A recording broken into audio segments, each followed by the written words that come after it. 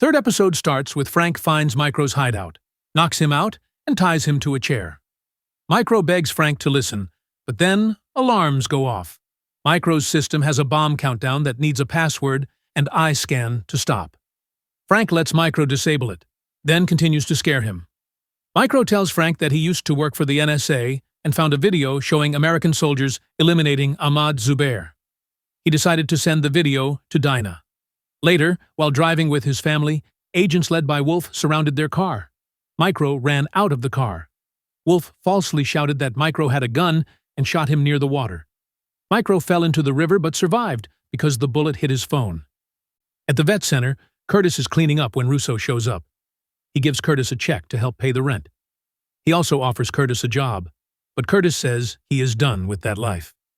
Frank wakes Micro by splashing water on him and continues questioning him. Frank does not trust him yet.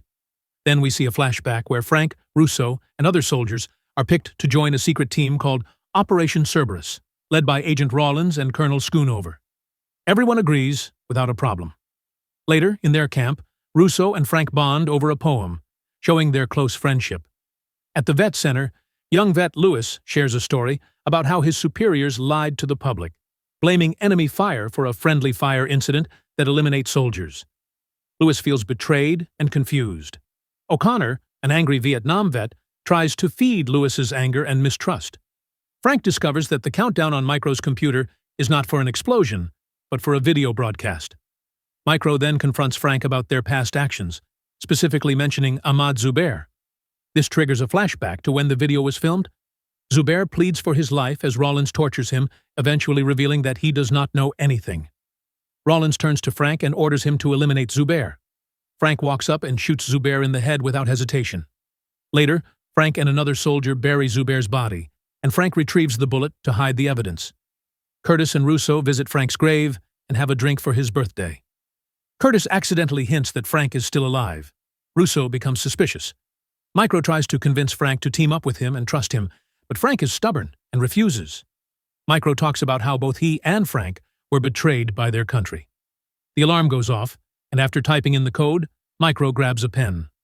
The pen is actually a needle, and he uses it to stab Frank, knocking him out. In a flashback, Frank and Russo are in a briefing with Rawlins and Colonel Schoonover. Frank disagrees with the plan, thinking it is a trap, but Rawlins ignores him and tells him to follow orders. During the mission, things go wrong, and Frank decides to go alone into the compound. At base, Frank and Russo's teams are injured and dying. Rawlins enters, asking if they got the target, which sets Frank off. He punches Rawlins, leaving a big mark, and Russo has to calm him down. In the present day, Micro keeps asking Frank to team up, saying Frank needs him to guide his actions. Frank agrees to work with Micro under one condition, that Micro should just tell him their names, and he will eliminate them all. Micro happily agrees to this.